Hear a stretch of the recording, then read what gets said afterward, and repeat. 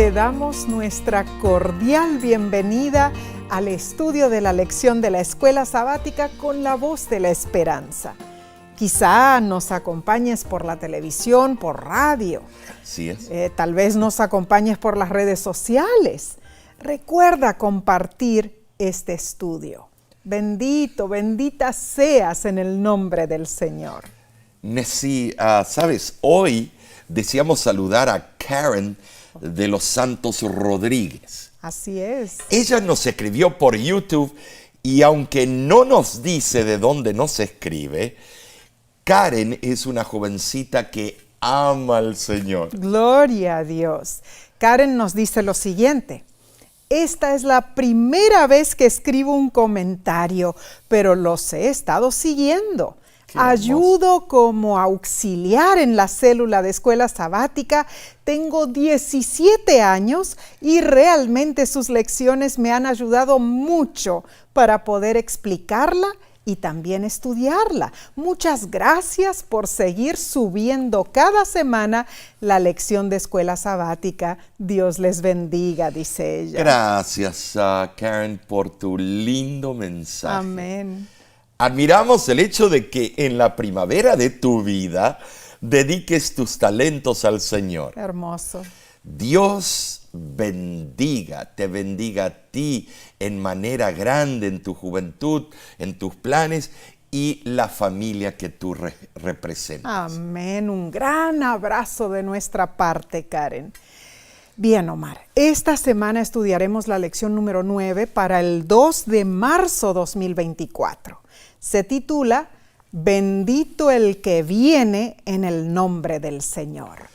Oremos y pidamos a Dios sabiduría. Querido y amado Padre Celestial, nos encomendamos a ti en este momento porque deseamos aprender más de tu santa palabra. Guía nuestro estudio con tu Santo Espíritu, te lo pedimos en Cristo Jesús. Amén. Amén.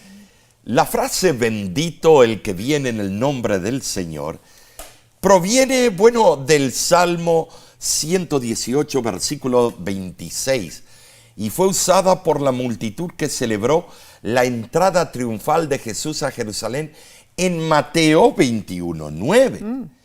Esta es una referencia específica al papel de Jesús, pero repetidamente los salmos mencionan a Dios como aquel que viene a nosotros. Gloria a Dios. Y definitivamente es Dios quien nos busca, nos ayuda y desea estar con nosotros. Así es. El texto de esta semana es Salmo 118, versículos 22 y 23, y dice: la piedra que desecharon los edificadores ha venido a ser cabeza del ángulo.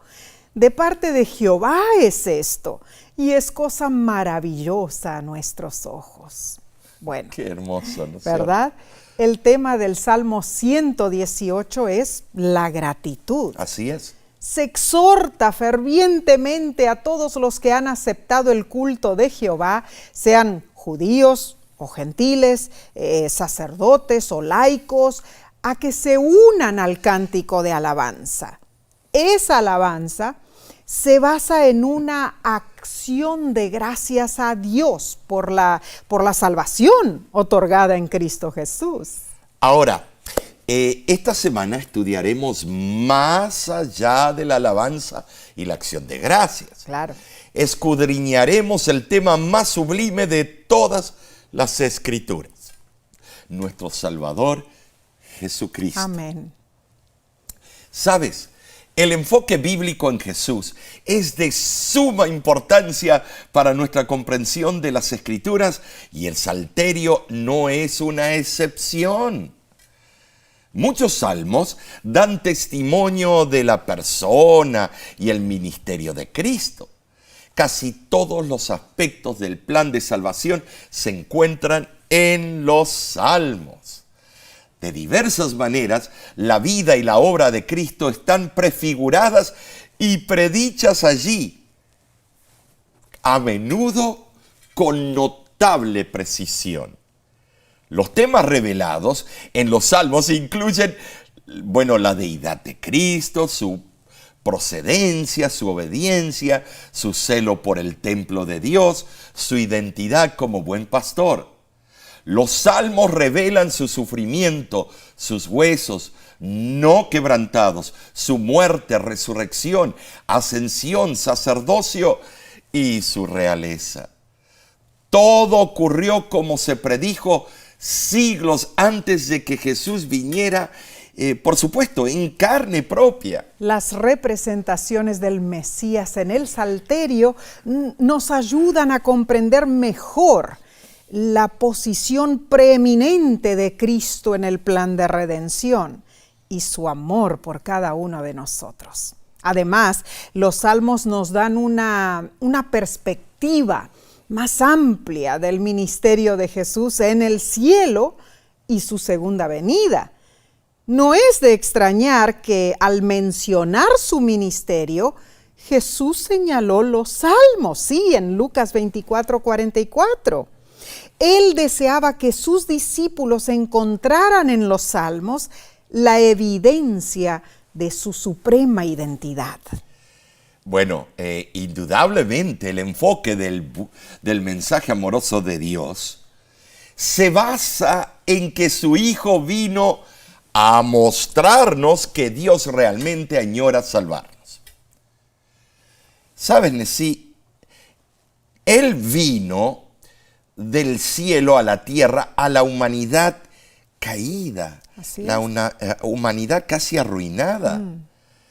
Esa es la verdad más emocionante del Evangelio. Amén. Dios vino a estar con nosotros, a salvarnos. Gloria a Dios. Y los salmos lo confirman. Por ejemplo, algunos de los salmos que tienen un cumplimiento tipológico en Cristo, como Rey y Juez, son los salmos 24, 25, 72 y 101. Cierto. Y los salmos 88 y 102 son oraciones del siervo sufriente de Dios. Bueno, en verdad, en todos los salmos, a través de lamentos, de acciones de gracias, de alabanzas, clamores de justicia y liberación, podemos captar ecos del ruego de Cristo por la salvación del mundo. Así es, Nancy. Y los salmos nos brindan una revelación única de la persona de Cristo y su ministerio redentor como Dios con nosotros. Qué hermoso, ¿no es cierto? Jesús es Dios con nosotros. Amén. Eso es maravilloso. Cuando en oración de lucha rogamos por el libramiento del abandono y el sufrimiento. Amén. A veces pensamos que Dios no nos contesta. Necesitamos la ayuda y en el momento que nosotros queremos, no vemos la respuesta, pero Dios tiene el momento que va a soltar sus promesas. Amén. En nuestras vidas. Jesús es Dios con nosotros cuando en nuestros clamores pedimos justicia y liberación. Amén. Jesús es Dios con nosotros. Está a nuestro lado y nos muestra el camino de la fe y también de la victoria en sí. Amén, amén. Cristo se convirtió en nuestro eterno sacerdote y rey con el fin de salvarnos de la perdición eterna del pecado. Hermano, hermana, en Cristo, el perfecto rey davídico, encontramos el cumplimiento de todas las solemnes promesas de salvación de Dios. Esta semana consideraremos algunas de estas perspectivas sobre Jesús y cómo su obra es representada en el libro de los Salmos. Amén. Bien, analicemos entonces la lección del domingo 25 de febrero 2024, titulada El pastor divino y abnegado. La metáfora de Dios como pastor es frecuente en el Antiguo Testamento. Ilustra el carácter de la relación entre el salmista y Dios. Ahora, Para entender el concepto de Dios como pastor, recordemos que muchos personajes bíblicos fueron pastores. Por ejemplo, Abel, Abraham, Isaac, Jacob y otros. Jesús mismo dijo en Juan 10:14, yo soy el buen pastor y conozco mis ovejas, y las mías, por supuesto, me conocen. Nos detenemos a meditar entonces en el Salmo 23. Ha sido inmortalizado en virtud de la confianza de David en Dios. El Dios quien providencialmente conduce el flujo de la historia hacia una futura culminación. El dulce encanto del Salmo 23 describe un corazón sufriendo experiencias amargas, pero también gozando de paz, proveniente de una confianza inocente en Dios. Es interesante, Omar, que así como otros salmos, ¿no es cierto?, las experiencias personales del autor son colectivas, o sea, sí lo son. Lo local se vuelve internacional, ¿no es cierto? Claro. En el Salmo 23 no hay eco alguno de nacionalismo, hermanos. No. Su alcance es universal. Es mi salmo favorito, Amén. tal vez el tuyo. Repitamos juntos el Salmo 23. Amén. Jehová es mi pastor, nada me faltará. En lugares de delicados pastos me hará descansar. Junto a aguas de reposo me pastoreará. Confortará mi alma, me guiará por sendas de justicia, por amor de su nombre. Aunque ande en valle de sombra o de muerte, no temeré mal alguno, porque tú estarás conmigo. Tu vara y tu callado me infundirán aliento. Aderezas mesa delante de mí, en presencia de mis angustiadores. Unges mi cabeza con aceite, mi copa está rebosando. Ciertamente el bien y la misericordia me seguirán todos los días de mi vida, y en la casa de Jehová moraré por largos días. Qué hermoso, ¿no es cierto? Maravilloso. El Salmo 23, hermanos, quizás sea el más conocido y amado de todos los salmos. Es la delicia de la niñez, todos lo aprendemos, ¿no es cierto?, de pequeñitos. Sí. Y es el consuelo en la vejez.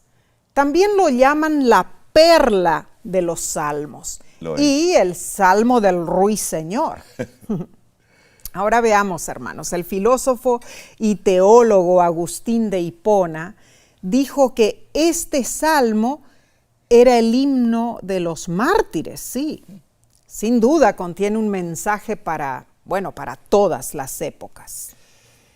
El Salmo 23 describe al tierno pastor guiando su rebaño a delicados pastos, protegiéndolo de los peligros del desierto.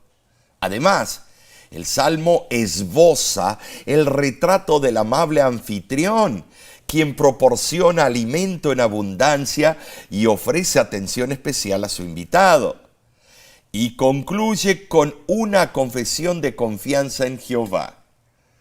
Indudablemente, las experiencias de David como pastor en los escarpados cerros de Judea y más tarde como anfitrión real en la opulencia de la corte, lo prepararon para escribir este dulcísimo segmento, de lírica sagrada. La metáfora de Jehová como pastor y su pueblo como las ovejas es común en la Biblia. Para comprender y apreciar la hermosura y el sentido de esta figura, debemos entender cuán peligroso es el desierto de Judea. Debemos visualizar la vida del pastor y sus ovejas. Y sobre todo debemos imaginarnos el cariño que los une durante esas largas horas de soledad que pasan juntos. Este cuadro maravilloso describe la gracia divina. Los incidentes escritos en Salmo 23 sucedieron en el desierto, donde en verdad nadie fue testigo de la bravura del joven David, pero sabemos que él mató con sus propias manos a un león. Pero él amaba a su rebaño tan apasionadamente que estaba dispuesto a arriesgar su propia vida para salvar a sus ovejas. Por eso comparó a Jehová como su pastor personal. El pastor de David es el ser más bondadoso y maravilloso del universo. El pastor de David no existe como un Dios platónico eterno que en virtud de su naturaleza no interfiere en los acontecimientos, de la historia humana. El pastor de David no es el Dios deísta de Voltaire, desinteresado por nuestros asuntos. El pastor de David ama a sus hijos y su amor es el fundamento de la estructura moral del universo. Su amor permanece más allá de nuestra comprensión y es la fuente de todas las virtudes que dan sentido y belleza a nuestra existencia. Omar, además vemos que el pastor de David es el Dios que da forma al proceso general de nuestra historia. Claro. Él participa en acontecimientos personales de nuestra vida, hermanos. Ahora, Nesí, las imágenes pastorales del Salmo 23 subrayan el hecho de que Dios es dueño de su rebaño. Oh, claro. No es alguien en Roma, alguien en Washington, D.C. Esto es garantizado por dos poderosos vínculos: la creación y el pacto. Claro. En tiempos antiguos, los reyes eran considerados pastores de su rebaño o pueblo. Segunda de Samuel, capítulo 5, versículo 2, así lo afirma. Sin embargo, Dios es el único que realmente merece el título de pastor, porque la mayoría de los reyes humanos no están a la altura de ese llamado. Claro que no. En Juan 10, del 11 al 15, Jesús describió la íntima familiaridad entre el pastor divino y su rebaño. Las ovejas conocen la voz del pastor. Hasta hoy día, ¿no es cierto? Los pastores de Medio Oriente pueden identificar sus rebaños simplemente llamando a sus ovejas, claro, y esas reconocen la voz del pastor. Nosotros lo vimos en persona. ¿Seguro? Eso.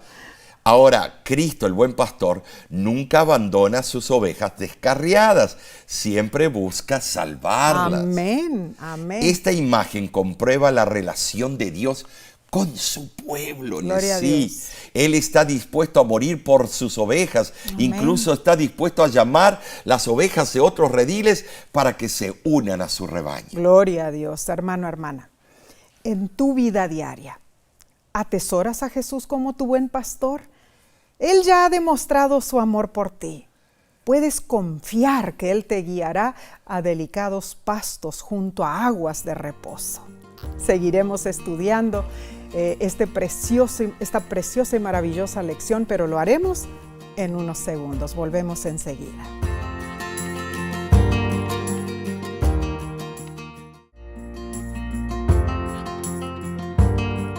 Gracias por acompañarnos y por compartir este estudio con otros. Hemos visto que Cristo viene a nosotros y es nuestro buen pastor. En serio. Analicemos ahora otra faceta. La lección del lunes 26 de febrero se titula El Mesías sufriente. Bueno, la crucifixión y resurrección de Jesús son la culminación de la historia de salvación entre la caída y la segunda venida. Así es. ¿Sabes, hermano? En el Nuevo Testamento los apóstoles buscaron proporcionar evidencia bíblica que respaldara el sufrimiento y la muerte de Jesús como un evento predicho en el Antiguo Testamento. Y la hallaron. Solo en los Salmos la acumulación de pruebas nos lleva a la veracidad de la agonía, muerte y resurrección del propio Cristo Jesús. Leamos en Salmo 22 algunos versículos que respaldan esta verdad. El versículo 1 dice: Dios mío, ¿por qué me has desamparado? Los versículos 7 y 8 dicen, todos los que me ven me escarnecen, estiran la boca, menean la cabeza, diciendo, se encomendó a Jehová, líbrele él, sálvele, puesto que en él se complacía. El versículo 11 dice, no te alejes de mí, porque la angustia está cerca, porque no hay quien ayude. Los versículos 17 y 18 dice, contar puedo todos mis huesos.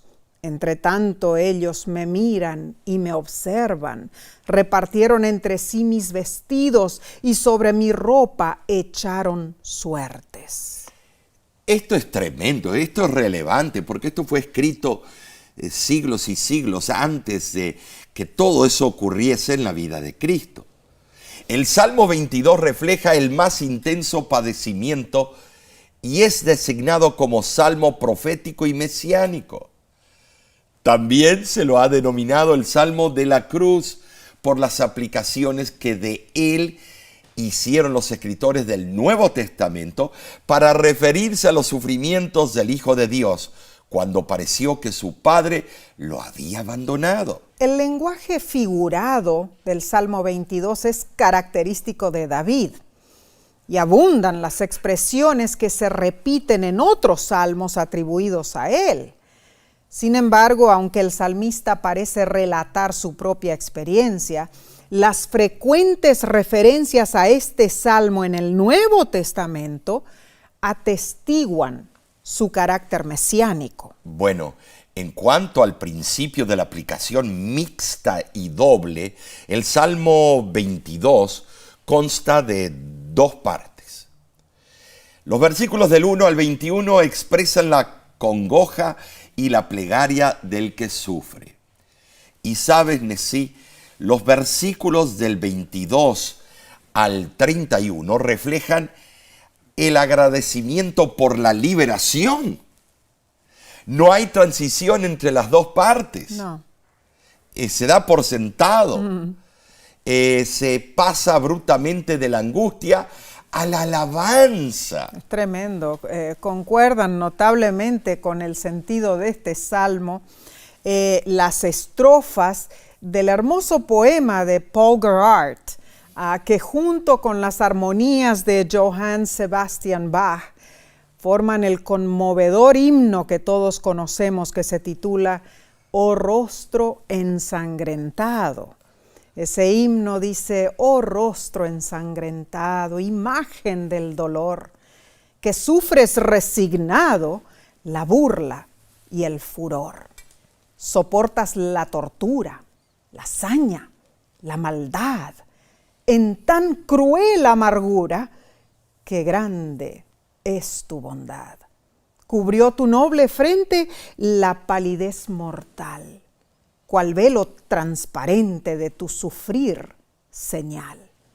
Cerróse aquella boca, la lengua enmudeció, la fría muerte toca al que la vida dio. Sabes, sí, ese canto es maravilloso. Sí, es una oración, sí, claro, cantada. Sí. Colgado en el madero, la fe luchó contra el temor, sí. Así fue. Cristo clamó desesperado, parecía que su padre lo había abandonado, y más aún se le añadió otra señal de menosprecio. Se cumplió la profecía del salterio. Los soldados repartieron entre sí sus vestidos de Jesús y surgieron las palabras venenosas de los burladores, de los escribas, de los fariseos y ancianos que con mofa contemplaron la humillación de Cristo. Horrible. Bueno, la sierva del Señor dice en el libro Deseado de todas las gentes, página 701.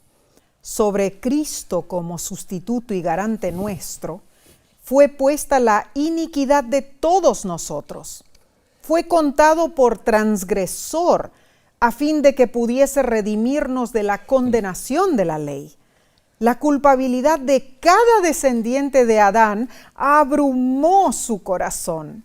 La ira de Dios contra el pecado, La terrible manifestación de su desagrado por causa de la iniquidad llenó de consternación el alma de su hijo.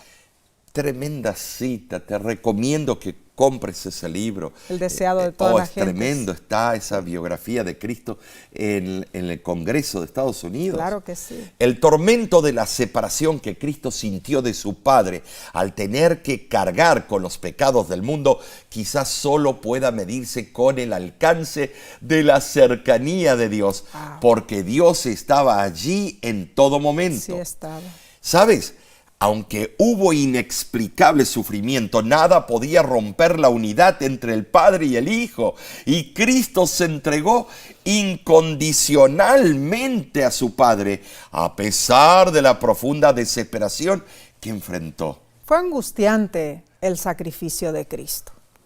Sin embargo, Él se levantó triunfante sobre la tumba y sobre las fuerzas del mal. Aunque creyó sentir la ausencia de su Padre, pues mientras pendía de la cruz, Él no podía ver a través de los portales de la tumba, Jesús no murió derrotado. Alabado sea Dios por esto, Omar. Jesús venció la muerte, hermanos, y nos redimió del pecado. Aquel a quien Satanás buscó aplastar se convirtió en la principal piedra angular. Amén. Salmo 118, versículo 22. Así lo anunció. La piedra que desecharon los edificadores ha venido a ser cabeza de ángulo.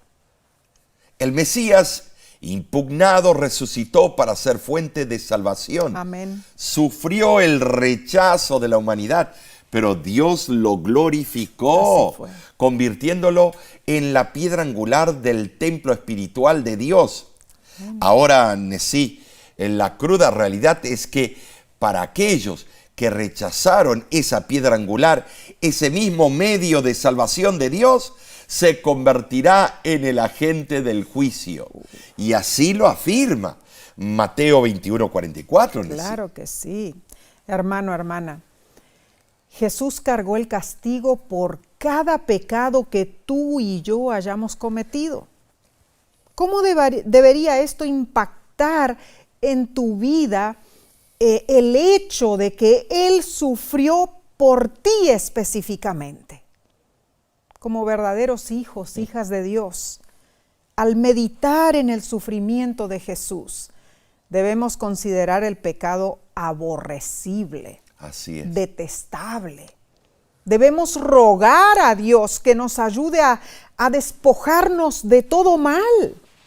Oramos para que el Señor te fortalezca, que cada día puedas ser vencedor en Cristo Jesús. Bien, pasemos entonces, Omar, a la lección del martes 27 de febrero titulada Siempre fiel a su pacto. Y sí lo es. Amén. Como ser humano puedo hacer la confesión honesta, no he cumplido mis promesas. Yo no he podido. Tal vez tú también hayas fallado en eso o en algún punto. Incluso cuando he deseado cumplir mi palabra por una u otra razón, no lo hice. ¿Sabes? Hace 2 días un pastor pidió que me encontrara con él para planear un evento en su iglesia. Le dije que una vez que atendiera algunos asuntos pendientes, le enviaría un mensaje de texto para confirmar. Pero lo olvidé por completo.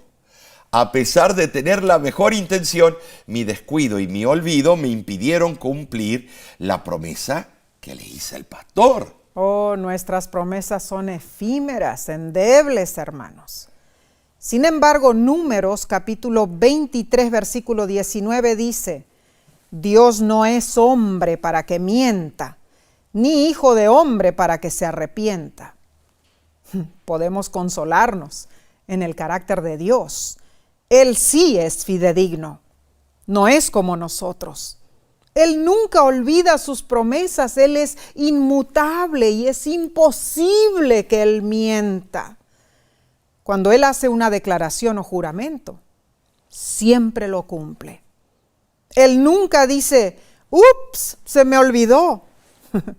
Y él nunca tiene que retractarse de lo que dice, porque su sí es sí y su no es no. La lección nos insta a estudiar el pacto davídico y para ello debemos leer Salmo 132, versículos del 10 al 12, y dice así: Por amor de David, tu siervo, no vuelvas de tu ungido el rostro. En verdad juró Jehová a David, y no se retractará de ello. De tu descendencia pondré sobre tu trono, si tus hijos guardaren mi pacto y mi testimonio que yo les enseñaré, sus hijos también se sentarán sobre tu trono para siempre. Esta plegaria bien podría haberse pronunciado cuando cada sucesor del linaje de David ascendía al trono y comenzaba su elevado oficio. Sin embargo, las promesas hechas a David fueron condicionadas por la obediencia, hermanos. El libro Conflicto de los Siglos, página 18, dice: de haberse mantenido Israel como nación fiel al cielo, Jerusalén habría sido para siempre la elegida de Dios. Pero la historia de aquel pueblo tan favorecido era un relato de sus apostasías y sus rebeliones. Había resistido la gracia del cielo, abusado de sus prerrogativas y menospreciado sus oportunidades. El pacto davídico contiene la promesa divina de apoyo eterno al linaje de David y prosperidad del pueblo de Dios. Sabes, Nesí, indudablemente Israel había gozado de beatitudes si hubiera seguido el plan divino, Claro que pero sí. fracasó trágicamente a causa de su desobediencia. Así fue. La permanencia del pacto se estableció sobre dos componentes: el juramento solemne de Dios y la fidelidad del rey. Claro. Sin embargo, incluso los reyes devotos, como el rey David, no siempre fueron fieles a Dios, Nesí. Cuán cierto, triste pero cierto. Te invitamos a leer en tu tiempo de estudio personal Salmo capítulo 89 del 27 al 32. Allí verás cómo el salmista lamentó la dura realidad que parecía indicar que las gloriosas promesas del pacto davídico se habían perdido. Pero en verdad, ¿será que Israel fue irremediablemente abandonado por Dios por su desobediencia? Claro que no. Aunque la ira de Dios es una expresión del juicio divino, hermanos, no dura para siempre, porque el amor eterno de Dios perdona a quienes se arrepienten. Amén. Sin embargo, las consecuencias no se fuman por arte de magia. El descontento de Dios es algo serio, hay que tomarlo en serio. Los israelitas sintieron los amargos resultados de su desobediencia, se dieron cuenta de la gravedad de sus pecados. Y sabes, y apelando al carácter pasajero de la ira de Dios, preguntaron: ¿hasta cuándo? Salmo 89, 46. Definitivamente la esperanza es renovada por una nueva seguridad, la fidelidad de Dios al recordar su gracia. Entonces, aunque el componente humano del pacto fracasó, el pueblo pudo descansar en los propósitos inmutables de Dios, arraigándose a la promesa del Mesías, quien encarnaría la justicia y salvación de Israel, y no solo de Israel, sino del mundo entero. Resumamos esto, Omar. Dios prevalecerá. Amén. Amén. Gloria a Y Dios. su reino eterno será establecido para siempre, hermanos. De eso no hay duda. Pero eso no sucederá gracias al pueblo de Dios, sino que sucederá gracias al sacrificio de Jesús. Es bueno aclarar eso. Seguro. A veces pensamos que somos salvos porque pertenecemos a una iglesia y a un nombre. Y cuidado con eso. debemos tener las características del remanente del tiempo del fin. Amén. Jesucristo es el Hijo de David, el Mesías, es el primogénito de toda creación. Así, Colosenses 1:15 alude a Salmo 89:27. Cierto. Claramente, el título de primogénito no expresa el estatus biológico de David, porque David era el octavo hijo de sus padres. Seguro.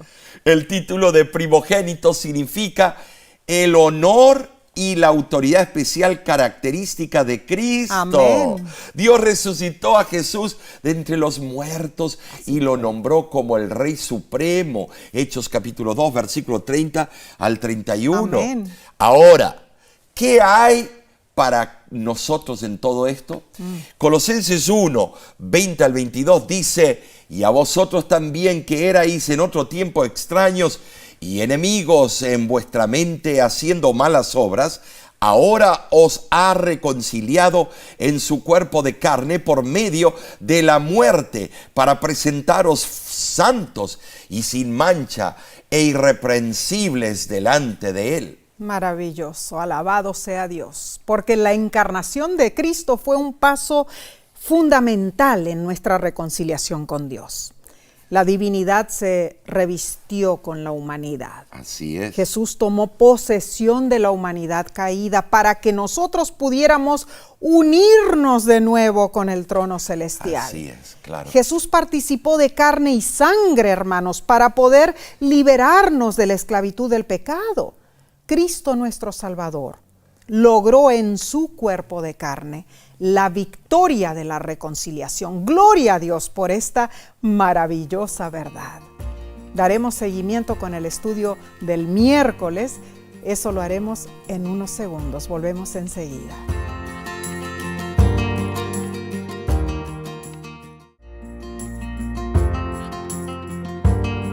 Nos estamos deleitando con este hermoso estudio de los Salmos. Gracias por acompañarnos. Pasemos entonces a la parte del miércoles 28 de febrero titulada Rey eterno de poder incomparable. Tremendo título. La lección te invita a leer el Salmo número 2. Hazlo en tu tiempo de devoción personal. Este es el primer salmo de los salmos mesiánicos. ¿Cierto? Ha recibido acertadamente el nombre de Canto del Ungido de Jehová. ¿Sabes? Estructuralmente consta de 4 partes y cada estrofa tiene casi el mismo número de palabras. Así es, la primera estrofa, los versículos del 1 al 3, presenta un cuadro de los encumbrados de la tierra que desafían al Rey del Universo y a su ungido. En la segunda estrofa, versículos del 4 al 6, vemos cómo Dios considera las burlas y establece al Mesías como rey. En la tercera estrofa, versículos 7 al 9, el Hijo de Dios contempla el decreto que lo constituyó dueño legítimo del mundo. Y la cuarta estrofa, los versículos 10 al 12, nos aconseja a someternos al ungido de Jehová. Además del Salmo capítulo 2, los Salmos 110 y 89 también presentan a Cristo Jesús como el Rey ungido. ¿Te acuerdas? En el bautismo fue ungido. La representación de Dios como el Padre del Mesías señala la coronación del Rey al ser adoptado en el pacto de Dios. ¿Saben? Sí. Salmo 110, versículo 1, claramente describe al Mesías sentado a la diestra de Dios, con honor y autoridad sin precedente. Así es. Esteban también lo vio a Cristo Cierto, al lado cierto. del Padre Celestial. Y Salmo 2, versículo 7, usa las palabras yo publicaré. Eso lo dice Jesús, el ungido, el verbo, el portavoz de Dios, para interpretar la gran declaración divina de que Él es el Hijo de Dios. Es cierto. No es ningún usurpador. Él es Mesías Amén. por decreto de su Padre. Esto implica, número 1, que debemos reconocer a Jesús como Hijo de Dios.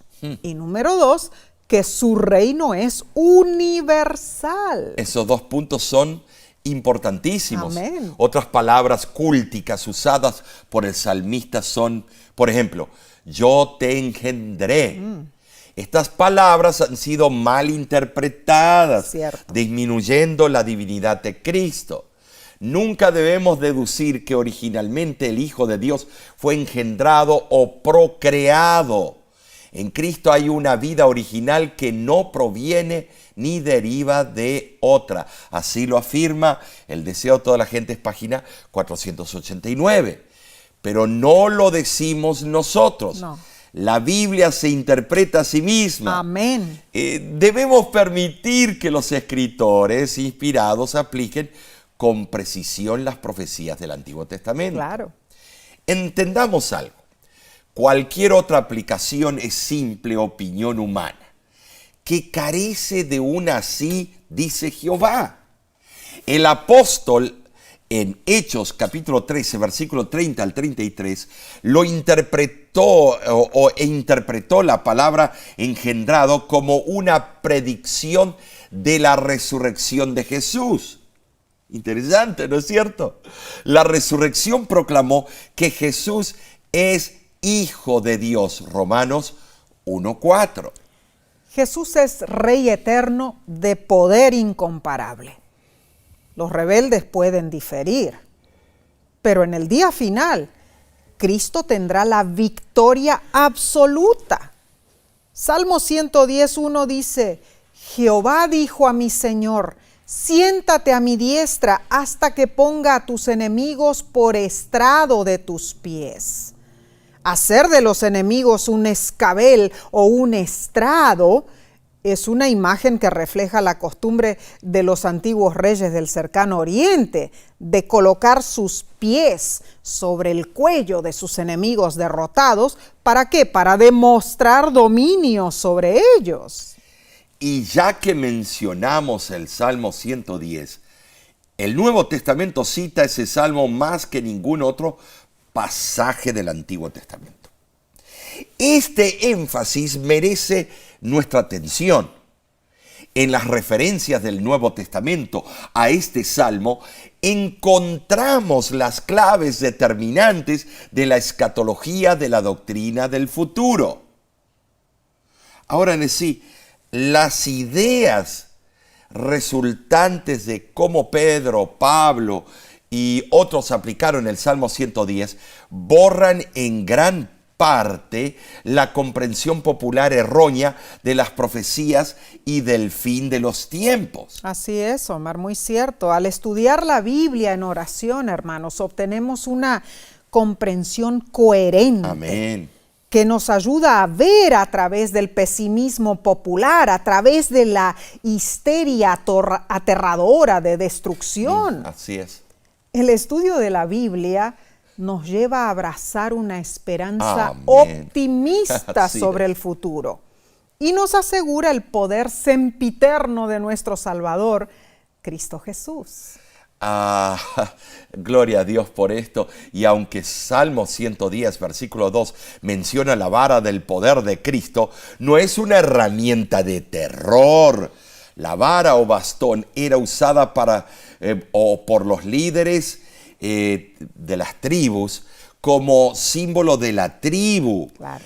Autoridad, números 17, versículo 2 al 10, así lo afirma. Cierto. La vara de Cristo viene de Sión porque Él presenta al pueblo de Sión. Su vara es un símbolo del juicio divino que pone fin al mal, representa el reino incomparable de Cristo. Así es. Pero notemos, de acuerdo a Salmos capítulo 2, versículo 10 al 12, incluso los reyes malvados tendrán la oportunidad de arrepentirse y someterse al Mesías. Eso es impresionante. Tremendo. En realidad.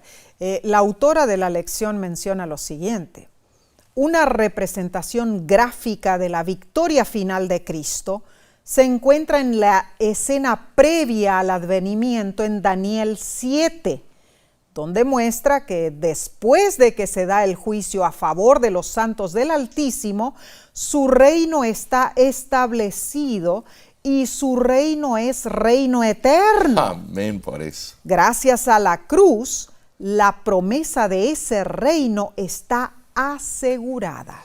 Alabado sea Dios. Amén. Podemos confiar en el Rey, el ungido de Jehová, y en el día final nos regocijaremos en el reino soberano y justo del Mesías. Amén. Es hermoso saber que al final Él bien triunfará Claro. sobre el mal, la justicia dominará. Amén. Y el sufrimiento será vencido para siempre, Nesí. Gloria a Dios. Esta verdad debe consolarnos, aunque desde nuestra perspectiva humana, el mal parece prosperar, ¿no es cierto? Claro, a veces así parece, Omar. Hermano, hermana, es cierto que el mundo está lleno de injusticia. Vemos dictadores, crímenes de guerra, pobreza, los inocentes sufren. Es cierto. La iniquidad progresa constantemente Así en es. todos los niveles de la sociedad. Hay miseria por doquier. Sin embargo, debemos comenzar haciendo un cambio en nosotros mismos. Debemos comenzar a gobernar sobre el pecado en nuestra propia vida y dejar el problema del entorno global en las manos de Cristo, el Rey eterno de poder incomparable. Amén. Sí. Pasemos entonces al estudio del jueves 29 de febrero titulado Sacerdote Eterno según el orden de Melquisedec. Bueno, este tema hemos tratado anteriormente, pero Seguro. siempre hay una nueva fase. Oh, no, este tiene un nuevo enfoque. Nuevo enfoque. Claro. El ministerio sacerdotal de Jesús en el cielo no es menos importante que el sacrificio, expiatorio que realizó en el Monte Calvario. Hermano, su ministerio como sacerdote eterno y nuestra comprensión de su obra a nuestro favor son fundamentales para nuestra diaria experiencia espiritual. Ahora, ¿qué te parece? Si vamos al Salmo 110, versículos 4 al 7, y dice así: Juró Jehová y no se arrepentirá. Tú eres sacerdote para siempre según el orden de Melquisedec. El Señor está a tu diestra, quebrantará a los reyes en el día de su ira. Juzgará entre las naciones, las llenará de cadáveres, quebrantará las cabezas en muchas tierras. Del arroyo beberá en el camino por la cual levantará la cabeza. Según la afirmación de Jehová, esta conversación la sostuvieron Dios el Padre y Dios el Hijo. Cristo ocupa el lugar de máximo honor en todo el universo, hermanos. ¿A dónde? A la diestra de su Padre. Ya hemos visto cómo Dios dotó al Mesías de un reino eterno, ¿verdad? Ahora comprobamos que Dios también le otorgó un sacerdocio de rango superior. Y Dios selló su palabra con su promesa solemne, algo que nunca falla. Hebreos 6:18 dice que es imposible que Dios mienta. Amén. Indudablemente el juramento de Dios de no cejar en darnos un sacerdote perfecto comprueba su gracia. Los pecados y rebeliones de los inicuos constantemente provocan que Dios abandone a su pueblo. Pero el juramento de Dios es inmutable. Nos garantiza la gracia divina, la cual revoca su juicio sobre sus hijos arrepentidos. Maravillosa seguridad. El juramento divino es inalterable. Presenta el novedoso elemento en el pacto davídico. O sea, además de ser rey, el Mesías es también sacerdote. Notemos que los reyes de Israel nunca podrían funcionar como sacerdotes levitas. Esto es corroborado en Segunda de Crónicas, capítulo 26, del 16 al 21. Cuando las Escrituras mencionan reyes ofreciendo sacrificios, implica que ellos traían sacrificios a los sacerdotes y estos los ofrecían a Dios. Pero Omar, el Salmo 110 en sí distingue al rey Mesías de otros reyes y sacerdotes de Israel. El sacerdocio eterno de Cristo deriva de Melquisedec, quien era a la vez rey de Jerusalén y sacerdote del Dios Altísimo. Así lo dice Génesis capítulo 14, ¿no es cierto? Es tremendo. En tu estudio personal, lee Hebreos capítulo 7, versículo 20 al 28, para que entiendas las implicaciones de Cristo como sacerdote supremo. Amén. La autora de la lección dice, siendo a la vez Rey divino y sacerdote eterno, Cristo tiene una superioridad sin precedente sobre los sacerdotes y reyes humanos. Entonces podemos tener esperanza. Cristo sostiene un pacto superior que se basa en el juramento de Dios, no en promesas humanas. Él sirve en el santuario celestial. Su sacerdocio no se ve afectado por el pecado, como el de los sacerdotes humanos, por lo tanto, puede interceder por su pueblo y salvarlo. El real sacerdocio de Cristo abolirá el dominio del mal, no solo en los corazones de las personas, sino también en el mundo. Cumplirá la promesa de Salmo 2, de que en cada nación y gobernante estará sujeto al juicio de Cristo. El maravilloso sacerdocio real de Jesús exige nuestra obediencia y confianza. Wow, tremenda, sí. Profunda autora de esta lección. Sí, seguro que sí. Esta lección nos ha revelado en los Salmos innumerables promesas mesiánicas que se cumplieron en Cristo Jesús. Sinteticemos entonces lo que aprendimos. Supuesto. Número 1. El Salmo 23 presenta a Jesús como nuestro buen pastor. Él demostró su amor por ti y por mí en la cruz del Calvario. Número 2. Al meditar en el sufrimiento de Jesús, debemos considerar el pecado aborrecible y rogar a Dios que nos ayude a despojarnos del mal de sí. Número 3. El pacto de Dios es eterno. Aunque el componente humano del pacto fracasó, la promesa de los propósitos de Dios son inmutables. Número 4. Con la ayuda de Dios podemos vencer el pecado en nuestra vida y dejar los problemas globales en manos de Cristo, el Rey eterno de poder incomparable. Y número 5. Dios dotó al Mesías de un reino eterno y le otorgó un sacerdocio de rango superior. Amén. Jesús es sacerdote en el santuario celestial. Es impresionante estas ideas. Al comparar los escritos del Salterio con el Nuevo Testamento, Dios nos brinda una nueva idea sobre la persona y el carácter de Jesús. Sí. Las Escrituras son un cofre de tesoros. Cada vez que la estudiamos descubrimos preciosas gemas acerca de nuestro maravilloso Dios. Amén, alabamos su santo nombre. Amén. La semana que viene continuaremos escudriñando los Salmos. Te invitamos a acompañarnos nuevamente por este mismo medio. La próxima lección se titula Lecciones del pasado. Aprenderemos a considerar la obra que Dios ha realizado en nuestro favor, para que no tengamos temor y prosigamos adelante hacia el futuro.